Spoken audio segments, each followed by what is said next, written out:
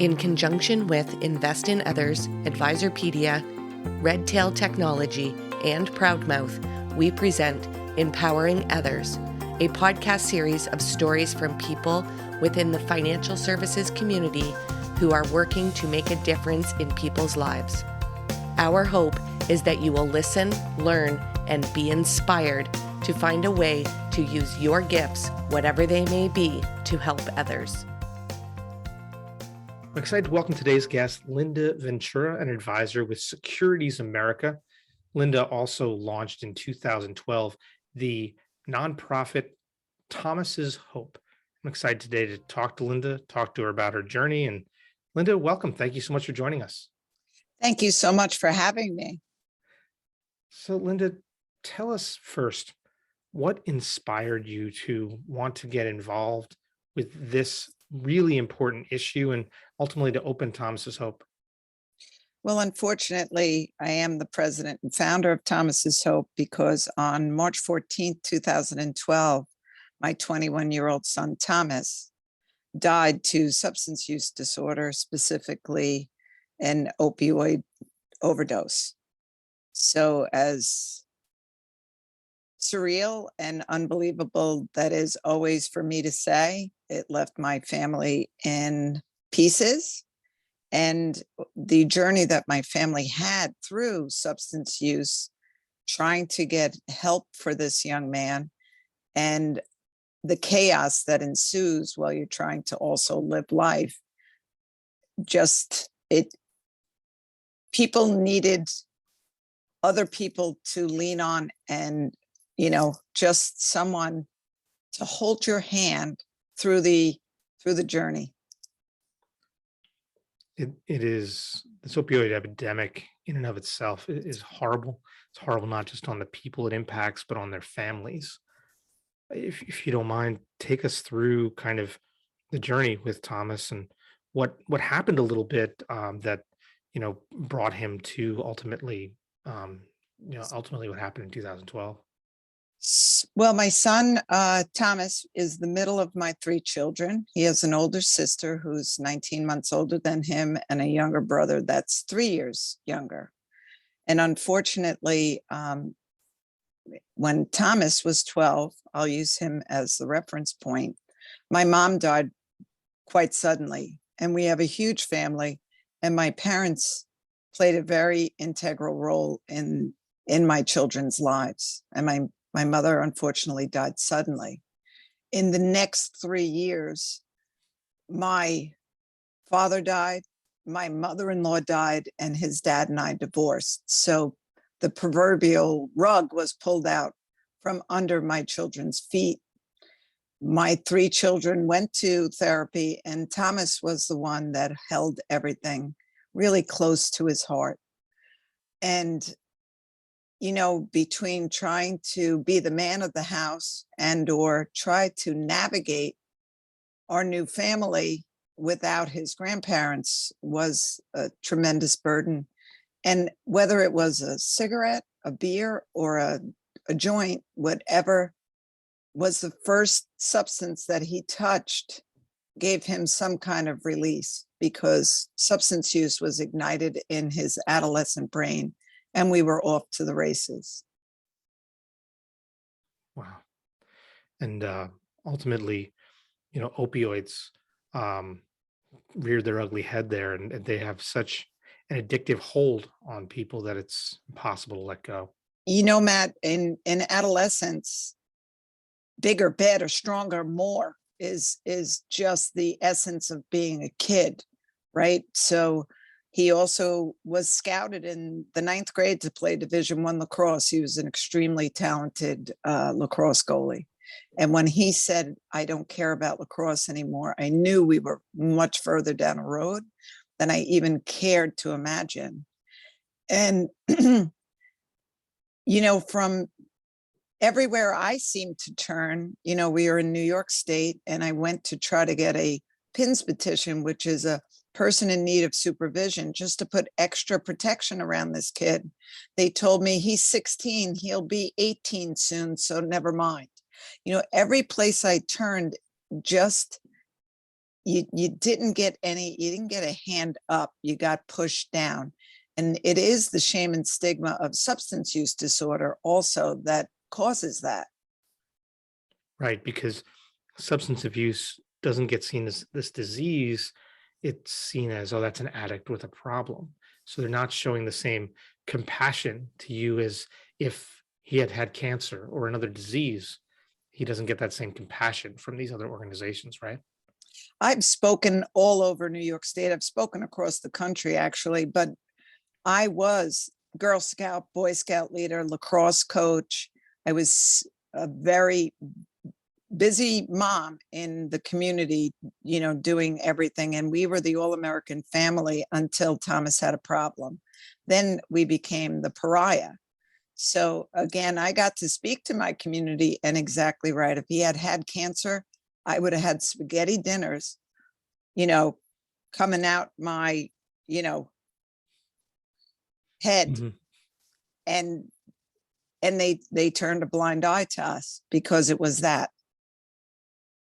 Yeah, and support is what's required in those moments and at those times. And it must give you at least, I'm not, satisfaction is the wrong word, but at least, a sense of, for you to be able to continue this mission with Thomas's Hope, it must really at least feel like, his life has had such great purpose and meaning to be helping others now. It will never make sense. So Mhm. on March, 14th this year will be 10 years without him. I don't ever get a new photograph of him. I don't get to see him get married, have children, engage with the, nieces and nephews that are here. We don't get to share that part of him anymore. But he did his journey well, and it's my job to continue the journey for the two of us. So if that's how that's the only thing, you're right, that I can do. It also just really pissed me off is the best word. So when a mom gets pissed off, get out of her way, because there's nothing going to get between her and what's been done to her kids. So we don't allow no to be an answer anymore. My son, unfortunately, he always had to fail at something. He had to fail at outpatient before he got the correct level of treatment. He always had to fail. And I actually went to Albany with Thomas's ashes and slid them down conference tables and said, this is what failure looks like. What questions do you have for me? And it was in 2014 that the governor knew that I could create quite havoc in New York State and gather family members, and no was not going to be an option anymore. So we've changed. 2014, we changed 16 laws. In 2016, we changed 18 laws. I'm the woman of distinction in the New York State Senate. So I don't ever take no for an answer. I already had the worst day of my life. So there's really not too much you can do or say to me that's going to bother me. It's an amazing amount of great advocacy that you're able to put out there with Thomas's Hope. What are some of the other things that Thomas's Hope is able to do to help people and families that are battling with addiction? So what we do now is, I went to the New York State Senate back in 2016, and we got some seed money, and we are the largest peer recovery coach and family navigator organization on Long Island. So there is a staff now at Thomas's Hope. We do connect people to treatment within 24 hours, and we also connect their families to their own recovery. It is so vitally important that everyone connected to the person identified with substance use also get their treatment. Whether their loved one seeks treatment or not, they are entitled to live a life that has some peace and serenity in it. So there's an office right in, we have a 2,500 square foot office. We do groups there, support groups. We just do everything possible to connect people to treatment. I always like to say that I provide the person that I wished I had during my journey. Just a person that would hold your hand and say, I understand, I got you, I'm not going to let you go. We'll get through it. Families that are tackling this are struggling. It's hard. It's hard for those families because they love their child. They will do anything for them, and they feel like they're really in a tough spot. Sometimes what they need is someone holding their hand. But what are some of the other things you're able to do for them so that they can ultimately, help, or maybe it's staying out of the way to help the most? What are some of the things Well, you're able to? we do codependency, which, when you're trying to help your loved one, goes against certainly everything that it is to be a parent. So you are asked, I hate the term tough love. I say it as you need to love them tough, and you need to not enable these bad behaviors. So we teach them, what does a healthy boundary look like for the family? What parameters do you want to put out there? You will never throw your loved one out of the house, but if they don't adhere to the rules, then whose choice was it to leave the house? It's just opening their eyes to a different way of looking at things. We also teach them just language. There's a way to say things that, you don't should on people. That's how I like to put it. Don't tell other people what they should be doing. You be the light in the darkness. You model the behavior of going to meetings, of doing your own recovery work, so that they see what you're doing. There's no elephant in the room anymore. We're gonna discuss this. We're not afraid to talk about it. We have healthy parameters, and this is how life is going to be. And when all the family members turn and face the problem, the loved one, it's magical. They will typically step back and say, I give up. All right, I have to change what I'm doing. Or they choose to leave the home. It's one or the other typically.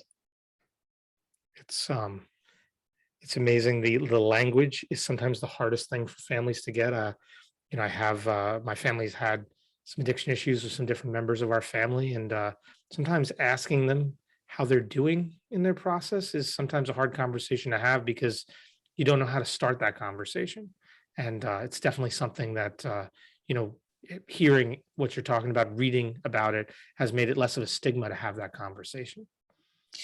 There should not be shame and stigma. I've been in many a meeting, and people still, if a heart attack victim goes into the emergency room continually again and again and again, and doesn't take their medication correctly, doesn't lose weight, doesn't exercise, doesn't do all the things they're supposed to do, they are still treated with dignity and respect, and they're treated. But when a person with substance use does what their disease is dictating them to do, they are met with, well, you made a choice, you did this, you deserve it. It really, substance use is a mental health disease, and it needs to be treated as such. You've been at this now for 9 years. What's been some of the big challenges that you faced along the way to working towards this mission? I would say, sometimes I have to remember that if you help one person in life, you've done a great job. So I always bring myself back to that, because sometimes it feels like 2 steps forward, 10 steps back, and we can't look at what hasn't happened. I have to look at what has happened. And a lot of people's lives have been changed, and I'll stay focused on that. It's still, the insurance companies still do not treat it as it should be treated. The shame and the stigma, still. A global pandemic shut down the very thing that people struggling with substance use and mental health issues, and they often go hand in hand, shut down the connection to one another. So, it's not a surprise that suicide among teenagers is skyrocketing. Suicide among veterans skyrocketing. People need human connection, and it's been taken away. And trying to navigate that through COVID probably has been the most difficult thing in life that you could ever imagine. We lost too many people during COVID. And it's got to be really hard to kind of keep pushing forward with this amazing mission at a time with COVID going on. I mean, I always talk, I'm inspired by motivation. I'm inspired by what drives folks. And it's always so interesting to find out. Obviously, your motivation and drive, is your son's story and driving his, keeping his name and his memory alive, sliding that, urn down the table in Albany. But what keeps you going at a time in COVID when it's just so much easier to stop and sit and focus on yourself, your family, and everything you've gone through? What keeps me going is that I don't want anybody else to join a club that no parent should ever belong to. And people are entitled to get healthy. People get healthy every single day. There are, I don't even know the number, Matt, of people in recovery. So we have to stay focused on that. And people would be very surprised at who's in recovery. Probably one of the most famous is, President George Bush had an alcohol problem. He speaks about that openly. You can go on and live an incredible life and, be of service to someone else. Who was going to step up? When we think about that, I know there's a famous poem and, if I don't do it, who will? And when they came for me, no one stood up for me. So we just keep moving on. It's egregious that we haven't shut down the fentanyl coming from China. That's a whole nother ball game. China sends it to Mexico now. They bring it through the border. We have to do more. We have to do better. We know better. We have to do better. But my mission really stays on helping individual people. When you're ready to go, you've seen it in your own family. When someone's ready to go, that window opens for a very short period of time and slams really quickly. See, time is of the essence, and you need to get them someplace as soon as possible. And I've seen it in my own family. There's moments where you think they're on the road to recovery, and it's not a straight line. Recovery is never a straight line. And, it really only happens when they're ultimately ready to take that step. Sometimes you think, oh, well, they lost that job. They're definitely going to make a move. Oh, they've moved across the country. They're definitely going to change now. Oh, they're in a new relationship. This person's going to help here. But they have to find their own bottom before it can't be anything else from outside. And you have a very small window. There's a very small window, and they do need to find it inside themselves, but it takes a village. It takes a village to get people through that. It takes education and empowerment with the people that do surround that loved one, so that they're educated about substance use disorder, to recognize the signs. A relapse or a reoccurrence of their disease does not happen in a day. There's a definite timeline to their reoccurrence. They start not going to so many meetings. They start, spending more time alone. It happens over a period of time. It's never a one-day decision for them to go and use again. So when everybody's talking about it and noticing things and are educated to notice things, that reoccurrence doesn't have to happen. But, with cancer reoccurs. So why do we treat this as anything other than that? You pick them up, you dust them off, and you help them on their way again. Doesn't make them bad, it makes them a victim of their disease again. It always feels to me like that stigma because alcohol is one example where hey, so many people can have a drink and stop. So it's almost the stigma is created by like, well, I can stop, why can't you? It's not fair to weigh whether it be opioids or drugs or alcohol, any one experience against another. Like you said, we're all on our individual journey here. Yeah, and why can I have one piece of cake and somebody else have to eat, a whole container of Oreos? Why is that? It's an addiction. It's an addiction to sugar, to alcohol, to food. There's many different addictions. So why is this one just stigmatized? You're absolutely right. So as you proceed from here, you're a decade after Thomas's death. What are your goals from here for Thomas's Hope and for everything you're looking to accomplish as such an amazing advocate? Last year, all the opioid settlements are coming in across the country, and New York State's Attorney General certainly represented us extremely well. There should be almost $2 billion coming into the state over 10 years. And we need to revamp what treatment looks like. The old way of doing treatment is not working, obviously. 2 weeks will not cure an opioid addiction. We need housing.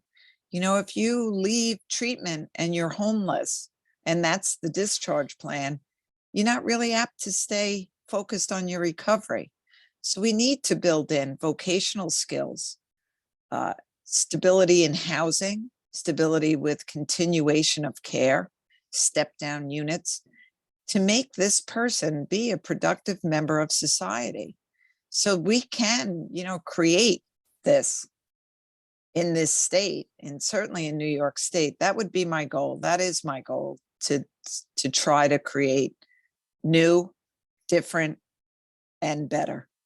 Linda, from the bottom of my heart, I want to thank you for all the work you're doing. This is obviously a very personal issue for me too, and it's something that I just can't thank you enough for the work that you've done and the work that Thomas's Hope is doing to help families and folks dealing with substance and substance abuse issues.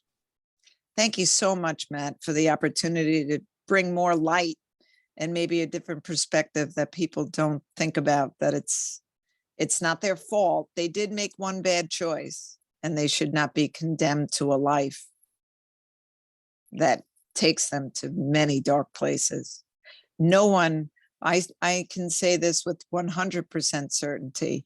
My son did not say, I'd like to be a heroin addict and die at a very early age and destroy my family. He never said that. He never meant for it to happen. He had goals and dreams and aspirations too, and a disease robbed him of that. Thank you, Linda, and thank you to Invest in Others for bringing your story to us. The Invest in Others Charitable Foundation provides a platform for financial advisors and other professionals to increase visibility and funding for their favorite nonprofits. Last year, Invest in Others awarded over $1 million to 100 nonprofits through its grants and recognition programs, and plans to do it again in 2022.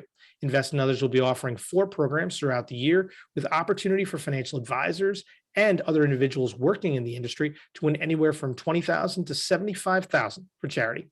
Visit investinothers.org to learn more.